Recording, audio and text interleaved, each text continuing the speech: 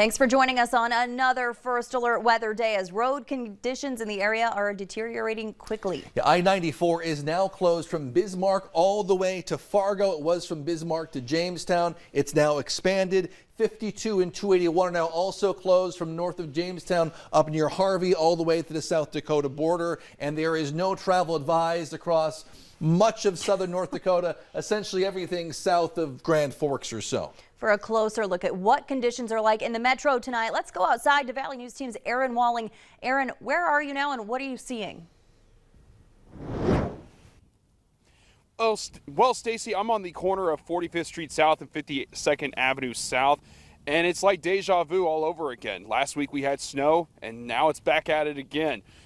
A lot of the roads are starting to become more and more treacherous in terms of conditions. We're starting to see more people slipping and sliding. There's a lot of snow that's coming down and that wind is coming in. I'm going to take a look, have you take a look. Here's some street lights. Davis is going to see if he can point it over there. This is how much snow is coming down right now, right? You know, we've got snow coming down. We have all of that condition and snow that's coming down. It's getting to a point where visibility is becoming a problem. Just to give you an example of what the snow is looking like, I'm just going to toss this in the air. Just it's starting to take off and everything. But also on top of it, we're starting to see more sanding vehicles that are going out and about, trying to get more of that traction on the roadways. We maybe start to see maybe some snow plows as well here in the near future, just because they're trying to get those roads under control, because the last thing they want is a bunch of people ending up in ditches or accidents on the roadways. But also for drivers, please be cautious and please be safe on the roadways. We've seen some people already starting to speed off, trying to get around people. Take your time. The last thing you want to do is end up in an accident and then having vehicles get stuck in the roadways, in a ditch. Just please exercise caution, especially when you're going in these conditions, or also when you're going in and out of intersections, because the last thing you want to do is to run into someone else. Reporting live in South Fargo, Aaron Walling, Valley News Live. Yeah, that's that snow that just blows around, isn't it? Thanks, Aaron.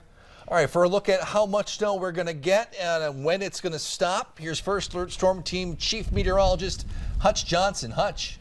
Thanks so much, Justin, and good evening, everyone. Thanks for joining us on Valley News Live. Here's the very latest. First and foremost, we want you to stay put. Don't travel if you don't have to. I-94, as mentioned, closed. This is what it looks like at the Jamestown area.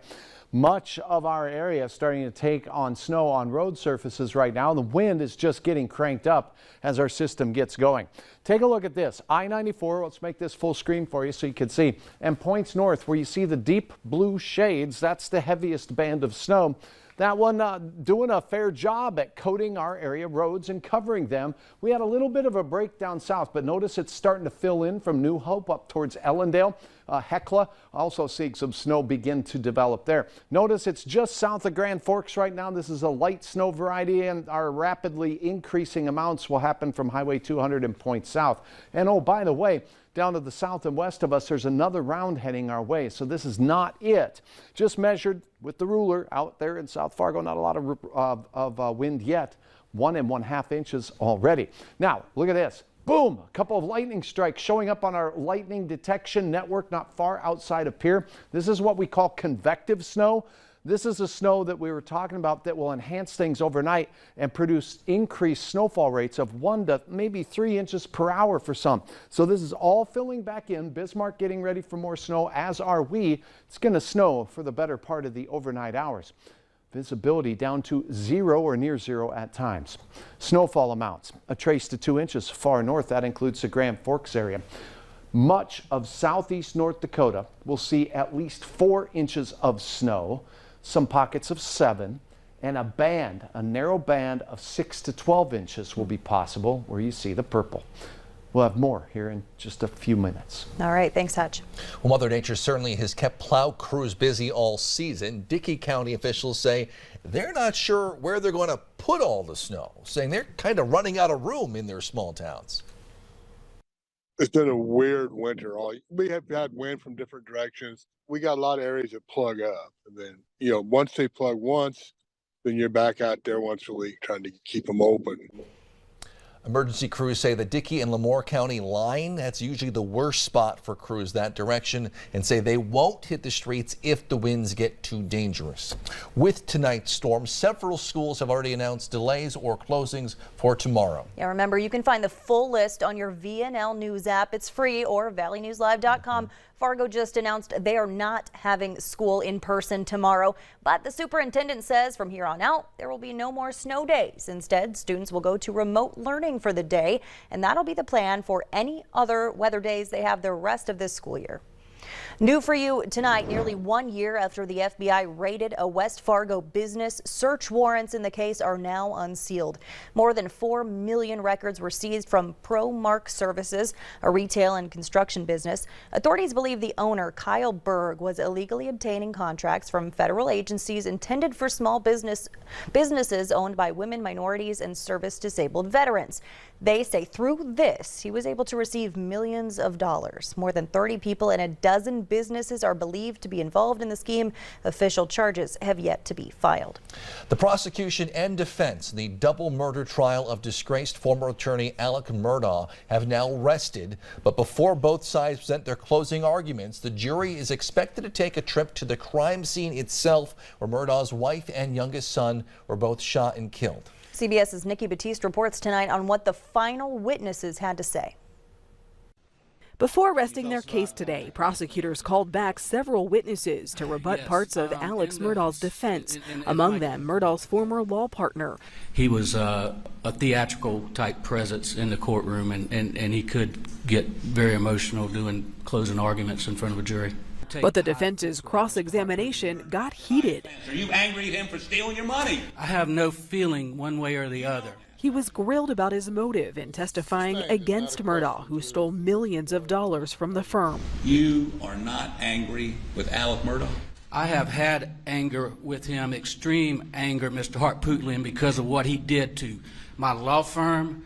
But you can't walk around with anger. You have to find a way to deal with it. The last witness, a crime scene expert, disputed the defense's theory that the shooter had to be a foot shorter than Murdaugh, who is 6'4". Could it have been a 6'4" person? It could have been a 5'4", 6'4", or in my opinion, a 7'4", as I just demonstrated.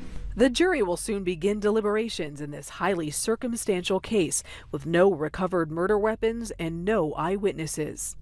We often have crimes which are committed and which there are convictions for, where no one is an eye or ear witness, and circumstantial evidence carries the day. The jury will visit the Murdaugh estate where Maggie and Paul were murdered tomorrow morning before closing arguments begin. A sale of that Murdaugh property is expected to close next week for about $4 million. Nikki Batiste, CBS News, Walterboro, South Carolina. In other news tonight, the Griggs County Sheriff's Office is looking for the man soon to be up on your screen. Authorities say Wade Clinton stole a man's motorcycle from a Cooperstown home back in June. They caught up with him later in Hope, North Dakota, where they found the stolen bike. However, Clinton told officers he had permission to test drive it because he wanted to buy it. The owner said that's not true. If you have any information, call law enforcement. Today, the White House moved ahead with a plan to lower student debt payments while offering a new way to repay student loans under more generous terms for the borrower. Education Department officials formally proposed a plan, calling it the Student Loan Safety Net, the goal of preventing borrowers from becoming overwhelmed with debt. Now, Biden announced this plan last August, but it was overshadowed at that time by his plan to also cut or cancel student debt for about 40 million Americans. However, that move, that part, was challenged in courts and is now being taken up by the Supreme Court. In fact, that happened today. A decision from that court is expected to happen in June. NDSU continues their course of action with budget cuts. Today, they announced David Bertolini will take over as full-time provost to oversee the changes. He has been the interim. Right now, the university is facing a $7 million budget deficit. Their solutions include merging colleges and cutting at least 27 jobs. President Cook shared in the coming weeks they'll begin to solidify plans at the university. We have reduced the number of deans from 7 to 5. We have deans who have been making really hard decisions. We have academic leaders who are making tough decisions. And we have other staff that are affected by this. So, you know, regardless of what I've ever been through before, this is tough. President Cook adds about $200,000 will also be cut from the athletic department budget. Republicans in the Minnesota legislature want to take the state's $17.5 million budget surplus and give it back to you. Today, they rolled out their $13 billion Give It Back plan. It includes rebate checks and permanent tax cuts, including eliminating taxes on Social Security. Minnesota is one of just 11 states that taxes Social Security. The rebate checks would pay about $1,200 for individuals, $2,500 for joint filers, plus tax credits of $1,800 per child for the next 2 years. Democrats, who hold the majority, want to spend it on other programs like education. Workers at public libraries across North Dakota are putting together displays to show which books would potentially no longer be offered if two bills in the state legislature become law. They have passed so far. Signs on these book carts say, "Read them before they're gone."